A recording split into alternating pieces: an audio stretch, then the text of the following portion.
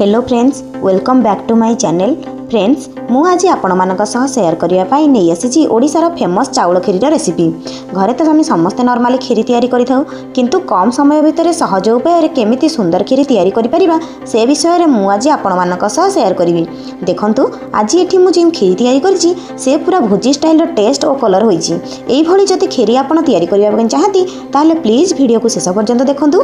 भलो लागिले वीडियो को like comment share करिवे। आउ जदि ए पर्यंत मो चैनल नुआ अछंती ताहले प्लीज चैनल को सब्सक्राइब करंतु आ पाखरे थिबा बेल बटन को क्लिक करंतु, जा द्वारा आपण मो सब वीडियो सर्वप्रथम देखि परिबे। प्रथम मु गैस को ऑन कर नेथली एवं खीरी बनया पाई गोटे जगार मु किछि घी गरम करी सेतिरे किछि काजू को भल भाव में गोल्डन कलर हेबा पर्यंत भाजी नेइथिली। काजू भजा सरिला परे सेही घी रे मु किछि चीनी नेइकी ताको भल भाव में भाजी थिली, जहा फल खीरीर कलरटा भल आसीबो। तो किसी समय भाजरा पर सेमती लाल हो जाइतिला। देखंतु तापर भिजई रखिथिबा चाउल को मु सेतरे ऐड कर देइथिली एवं चाउल को भल भाव में सेतरे भाजिथिली। चाउल को 2 मिनिट भाजबा परे चाउल पूरा रेडी हो जाइतिला। तो सेतिरे मु किछि पानी ऐड कर देइथिली। पानी ऐड कर सारला परे सेतिरे मु किछि लूण देई ताको 20 मिनिट पई सिजिबा पई छाडी देइथिली।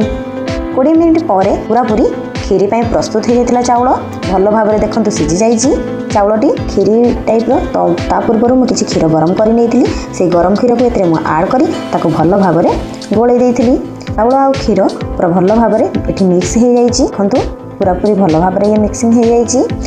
तापर एथरे मु किछि तेजपत्र ऐड करथिली। तेजपत्र को देई मध्ये ताको टिके गोळै नेइथिली। तापर एथरे मु ऐड कर नेइथिली मिल्क मेड, जहाँकि आम खीरी करियारे हमको सहाय्य करिवो एवं खीरीटा भल भाव में प्रस्तुत होई परिबो। तापर मु एहाको भल भाव में टिके गोळै नेइथिली। तापर थिबा काजू को मैं ऐड करथिली एवं ताको मध्य खीरी संगे मिक्स कर देइथिली। तापर एथिरे मु किछि चीनी व्यवहार करथिली। आपण कम बेसी चाहिले करि परिबे एवं चीनी व्यवहार करि सारला परे मु ताको भल भाव में पुणी खीरी सह मिक्स कर देइथिली। तापर मु 5 मिनिट याको फुटिया पई छाडी देइथिली। आ एबे देखंतु 5 मिनिट परे मो खीरी पूरा प्रस्तुत हो जाइछि। खीरीर रेसिपीटी बहुत सहज आ सरल थिला, जहाँकि आपन को रोषेई घर सामग्री में मिल जिवो। तो देखंतु फ्रेंड्स, पूरा पूरी खीरीटी प्रस्तुत हो सारिछि। तो जदि आपन को मो वीडियो भल लागि थाए ता लाइक कमेंट शेयर करबा सह सब्सक्राइब करंतु एवं एई भलिया वीडियो देखंतु। रहिली, जय जगन्नाथ।